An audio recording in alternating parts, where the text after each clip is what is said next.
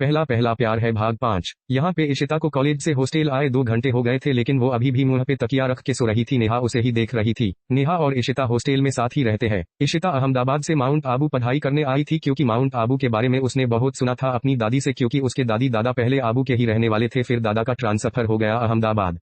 तो सब वही चले गए। फिर इशिता के पापा की जॉब अहमदाबाद में ही लग गई। दादा दादी तो इस दुनिया से जा चुके थे, लेकिन इशिता के मन में आबू की गहरी छाप छोड़ गए थे। दादा तो पहले ही चले गए थे, लेकिन दादी इशिता को आबू की सब बातें कहती थी। इशिता ने अभी आधा साल ही कॉलेज अहमदाबाद में किया, तभी उसकी दादी हमेशा के लिए सबको छोड़कर चली जाती है और इशिता बहुत दुखी हो जाती है। वो दादी से इतना प्यार जो करती थी, लेकिन वक्त सबके घाव तो कम कर देता, लेकिन प्यार कभी कम नहीं होता। इसलिए इशिता ने सोच लिया था कि वो ये साल खत्म करके ही माउंट आबू चली जाएगी और आगे की पढ़ाई वहीं से करेगी। इशिता के मम्मी पापा ने भी हाँ कर दिया। उसे भी पता था कि दादी की वजह से वो माउंट आबू जाना चाहती है। कॉलेज का 1 साल खत्म हो गया। इशिता के पापा को परेशानी ये थी कि इशिता रहेगी कहाँ। उसने सब रिश्तेदार और दोस्त को फोन किया, तभी एक दोस्त ने कहा मेरी बेटी नेहा भी आबू में ही है, लेकिन दोनों का इशिता और नेहा कॉलेज अलग अलग था। फिर भी इशिता नेहा के साथ हॉस्टल में रहने के लिए रूम मिल गया था, इसलिए इशिता को आबू भेज दिया गया नेहा के पास। इशिता के आए अभी 2 दिन ही हुए थे कि वंश के साथ ये सब हो गया। नेहा ने अब इशिता को उठाना ही ठीक समझा, क्योंकि उसने सुबह भी नाश्ता नहीं किया था और अब भी खाना भी नहीं खाएगी तो बीमार पड़ जाएगी। वो इशिता के पास बैठ गई और उसके सर पर हाथ रखा। इशिता चौंक गई और देखा तो नेहा पास बैठी थी और अपने आंसू पोंछकर बोली, तू कॉलेज नहीं गई क्या? नेहा, तू ऐसे बिना खाए पिए मुंह गुब्बारा जैसा फुला के बैठी रहेगी तो कैसे जाओगी? इशिता, तू मेरी चिंता ना कर, मैं ठीक हूँ। नेहा, कैसे ना करूँ, अंकल ने मुझे तेरा ध्यान रखने को बोला है। अगर तुझे कुछ हो गया तो अंकल कुछ बोले न बोले, लेकिन मेरे पापा मेरी पिटाई करने वाले हैं।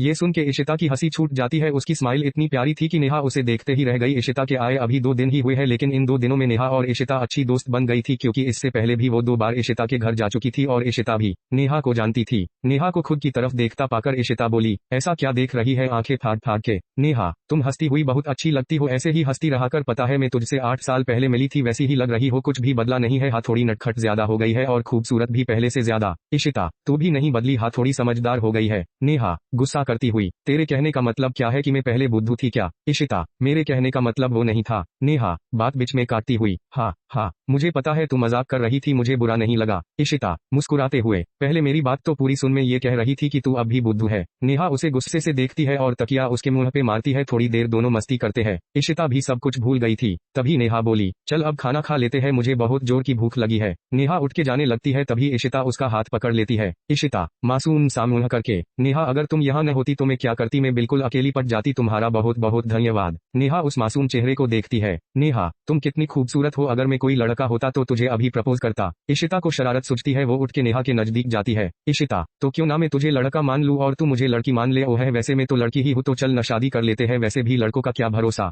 नेहा घबराकर पीछे हट जाती है और बोलती है, ये तू क्या कह रही है? देख, I told you I am not lesbian, मैं तेरे बारे में ऐसा नहीं सोचती, मैं तो सिर्फ मजाक कर रही थी। इशिता, और नजदीक आकर, I don't care what you think about metre, I am in love with you. Neha घबराकर, देख इशिता ये गलत है, प्यार तो दोनों तरफ से होना चाहिए न, और वैसे भी हम दोनों लड़की है। देख तू ऐसा मत कर, मैं भाग जाऊंगी यहाँ से अपने घर आज ही। नेहा मुंह पसीना पसीना हो गया था, वो डर गई थी। नेहा का मुंह देख के इशिता जोर जोर से हंसने लगी। ये देख के नेहा सोच रही थी इसे क्या हो रहा है। इशिता, अरे बाबा मैं तो मजाक कर रही थी। नेहा, रुक, तू अभी तुझे दिखती हूँ, मजाक करना है ना तुझे। नेहा उसे मरने दौड़ती है। इशिता भाग जाती है। कोई भी नहीं कह सकता कि ये इशिता थोड़ी देर पहले रो रही थी। पूरे रूम में दोनों भाग दौड़ करती है। तभी इशिता थक जाती है और नेहा से कहती है, चल न खा लेते हैं, भूख लगी है। नेहा, कब से मैं यही तो बोल रही हूँ, चल अब। फिर दोनों खा लेते हैं। खाते खाते इशिता बोलती है, यार मैंने तो सोचा था कि माउंट आबू आऊंगी, सब जगह घूमूंगी, मजा आएगा। यहाँ तो पहले दिन ही मजा खराब हो गया और मुझ भी उस खड़ूस ने मेरा पूरा प्लान मिट्टी में मिला दिया। मैं तो उसे माफी मांगने ही गई थी। नेहा, अरे मैं हूं ना, एक बार एग्जाम खत्म हो जाए तो मैं तुझे घुमाऊंगी। इशिता, तूने पूरा माउंट आबू देखा है क्या? नेहा, सिर्फ 1-2 जगह ही गई हूँ और तो कुछ देखा नहीं, अभी यहाँ आए हुए 1 साल ही हुआ है और ऊपर से पढ़ाई कहाँ घूमोगी यार। तू टेंशन मत ले, हम मेरे कॉलेज की दोस्त को बोलूंगी, वो आएगी हमारे साथ, और तुझे कल तेरे कॉलेज में भी बात करना है न, तू तो टॉपर है, तुझे तो आसानी से एडमिशन मिल जाएगा। इशिता, अगर मैं तेरी कॉलेज में होती तो कितना मजा आता, और मैंने देखा कि वो खड़ूस भी उसी कॉलेज में है और सब ऐसे ही होंगे तो। नेहा, कुछ नहीं होगा, तू भी ना अब थोड़ी देर सो जा। इशिता, ठीक है। फिर दोनों खाने के बाद सो जाती है। वंश टीवी देख के बोर हो जाता है। घड़ी में देखा तो दोपहर के 4 बजे थे। उसने टीवी ऑफ किया और ऊपर अपने रूम की खिड़की को खोल के बैठ गया। उसके घर से माउंट आबू की एकमात्र मनमोहक झील नक्की लेक का आकर्षक नजारा दिख रहा था। एकदम शांत पानी, उसे देखते ही वंश का मन एकदम शांत हो गया। सामने झील के खत्म होते ही ऊंचे ऊंचे पहाड़ हरियाली की चादर ओढ़े खड़े थे और ठंडो ठंडी हवा आ रही थी। वंश जब भी परेशान होता तो यही आके बैठ जाता। उसने अपना सर दीवार से लगाकर आंख बंद की और आज की पूरी लड़ाई उसके आंखों के सामने आ गई। वो उस लड़की पर चिल्ला रहा है और लड़की आंखों में पानी लेके वंश पास पड़े तकिए का वनिता पर फेंक देता है, जो जाके सीधा उसके मुंह पे लगता है। वनिता गुस्से में वो तकिया वापस वंश पे फेंकती है। इसी तरह दोनों लड़ने लगते हैं और वंश सब कुछ भूल के मस्ती करने लगता है। फिर सौम्या ने दोनों को लंच के लिए बुलाया और सब लंच करने लगे। लंच करने के सौम्या और वनिता घर का काम करने लगते हैं। वंश टीवी देखने लगता है, लेकिन वो अब भी यही सोच रहा था कि इशिता से माफी कैसे मांगू। सब सुन रही थी। वंश को दुख तब हुआ जब वो लड़की रोती हुई भाग गई। वंश ने खुद से ही कहा, वंश वो तुझसे माफी मांगने आई थी और तूने उसे रुला दिया। तूने आज तक किसी लड़की को हर्ट नहीं किया, यहाँ तो रुला ही दिया। तेरे मम्मी पापा ने तुझे हमेशा लड़की की इज्जत करना सिखाया है और तूने ये क्या कर दिया। वो तेरे बारे में क्या सोच रही होगी। तूने एक बार भी उसकी बात नहीं सुनी। कल कॉलेज जाके सबसे पहले उससे माफी मांगूगा, लेकिन पूरे कॉलेज के सामने कैसे माफी मांगेगा। किसी ने देख लिया तो वंश की इज्जत की धज्जियां उड़ जाएगी। लेकिन माफी भी मांगनी तो पड़ेगी ही। एक काम करता हूँ, रविवार को फोन करता हूँ। वंश रविवार को फोन करता है। रविवार बोल वंश।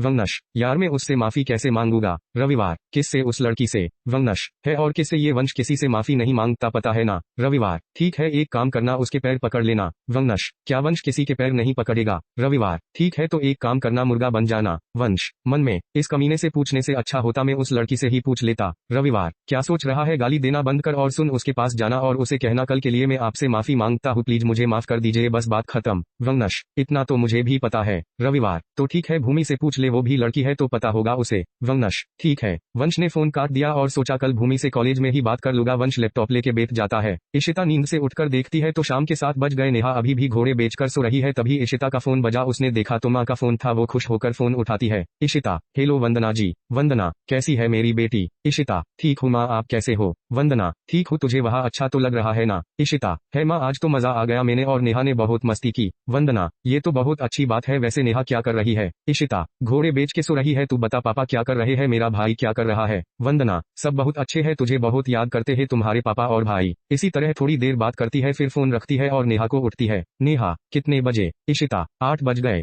नेहा क्या इतनी देर तक सोई में देख आते ही तूने मुझे बिगाड़ना शुरू कर दिया, मुझे पढ़ाई भी करनी थी। इशिता ठीक है, आज पढ़ाई कर ले, मैं भी खाना बनती हूँ। नेहा ठीक है। इशिता खाना बनाती है, नेहा पढ़ाई करने लगती है। इशिता खाना बना लेती है और दोनों खाना खा के गैलरी में बैठते हैं और आबू की रात का नजारा देखते हैं। इशिता का रूम 30वां फ्लोर पर था, इसलिए वह से पहाड़ी पूरी बाजार सब बहुत अच्छी तरह से देखता था। इशिता तो बस ये रात की जगमगाती रोशनी को देखकर मजा आ रहा था। इशिता ये नजारा कितना सुंदर है ना। नेहा हाँ, मैं तो हर रात को यहाँ बैठकर देखती हूँ। इशिता सुबह ये पहाड़ियाँ कितनी सुंदर दिखती होगी ना। नेहा सुबह की तो तू बात ही मत कर, मैं एक बार ऊपर छत पर गई थी तो नीचे आने का मन नहीं कर रहा था। इशिता खुश होकर तो क्या कल सुबह हम देखे क्या छत पर जाकर। नेहा लेकिन वो नजारा देखने के लिए सुबह 6 बजे उठना पड़ेगा, क्योंकि सूरज के आने से पहले का नजारा ही बहुत सुंदर होता है और जब उन पहाड़ी के पीछे